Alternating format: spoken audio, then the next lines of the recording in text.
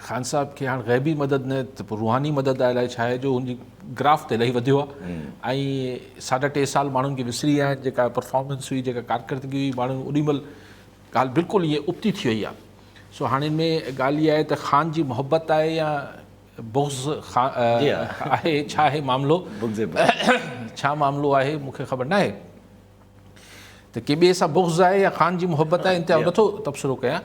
लेकिन ॻाल्हि इहा त आहे ऐं ओचितो ओचितो पाकिस्तान जी सियासत जेका आहे उहो एंटी ऐं प्रो इमरान थी वई आहे। जी हा, काफ़ी हद ताईं थी वई, काफ़ी हद ताईं प्रो ऐं एंटी इमरान। अगरि मुल्क में पाकिस्तान जी ॻाल्हि ईंदी त 2 हवाला ईंदा। अगरि तव्हां वॉशिंगटन में वेठा आहियो, पेरिस में वेठा आहियो किथे, या पाकिस्तान जी मईशत या पाकिस्तान में इमरान ख़ान, त हीउ छा कंदो?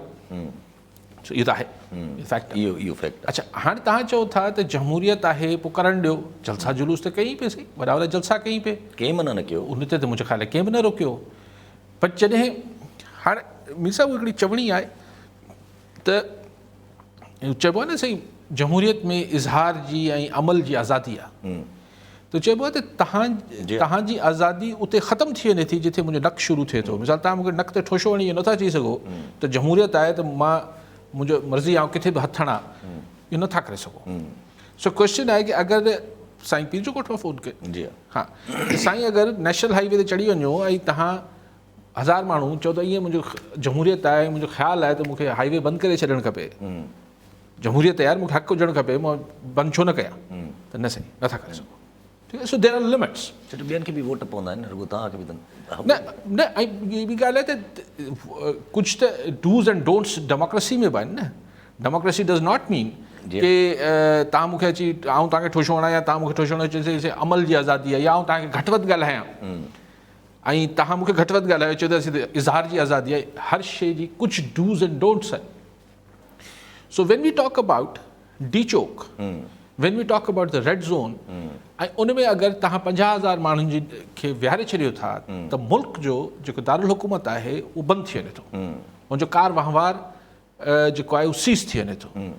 एंड हाई प्रोबेबिलिटीज़, हिकिड़ो वॾो इम्कान पैदा थी वञे थो त को ख़ुदा न ख़ास्ता जेको असांजे मुल्क में टेररिज़म ऐं हीअ सभु शयूं आहिनि।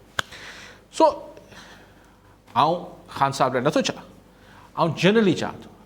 ऐं इहो सुवाल कयां थो त इहा सभु ॻाल्हि मरियम नवाज़ साहिबा जॾहिं लॉन्ग मार्च करे धरणो हणण जी ॻाल्हि करे रही त इहो उन महिल बि लागू हो। कंप्लाई हो बि न कंदा इमरान ख़ान, हू बि न। अगरि हुननि खे पाण में अची बल हू अची वञे हा त हुननि जी नियत त हुई ई त इस्लामाबाद बंदि करे छॾींदासीं। सो इहो को पाकिस्तान में नई ॻाल्हि न आहे त इहो थ्रेट करणु त इस्लामाबाद खे बंदि करे छॾींदासीं।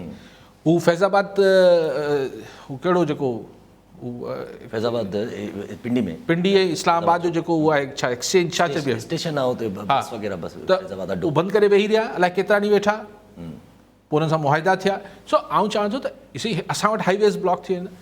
आउं चाहियां थो त मुतालबो जाइज़ आहे या नाजाइज़ आहे, उहो हिकिड़ी बहरहाल बहस आहे। लेकिन जमहूरियत में बिल्कुलु इज़हार जी आज़ादी हुजणु खपे, लेकिन there are certain dos and don'ts. त इहे डूज़ एंड डोंट्स असां वटि बदकिस्मती सां अगरि इमरान ख़ान हुकूमत में आहे त अपोज़िशन ते लागू थींदा। अगरि इमरान ख़ान अपोज़िशन ते आहे, अपोज़िशन में आहे त पोइ इमरान ख़ान ते लागू थींदा। असां वटि सभिनी ते लागू न थींदा आहिनि। जी हा। सो मीर साहिब जी ॻाल्हि आहे एकेडमिकली चाहियां पियो, तुंहिंजी छो न पई इजाज़त ॾिनी वञे? बिल्कुलु जलसनि जी इजाज़त मिलणु खपे, हूंदी। ऐं लॉन्ग मार्च बहरहाल डी चौक, इस्लामाबाद खे चौक करे छॾणु, जमहूरियत में त अहिड़ो को कॉन्सेप्ट न आहे। बाक़ी असांजे मुल्क में जी रवायतूं मौजूदु आहिनि। जी हा, हा उहा बि ॻाल्हि आहे जो हाणे माण्हू निकिरी अचनि। लेकिन ॿिए पासे पाण ॾिसूं त भई अगरि जमहूरियत आहे ऐं हिकिड़ी वॾी पॉलिटिकल पार्टी इहो डिमांड करे पई त तव्हां इलेक्शन कराए छॾियो, त आख़िर परेशानी छा आहे?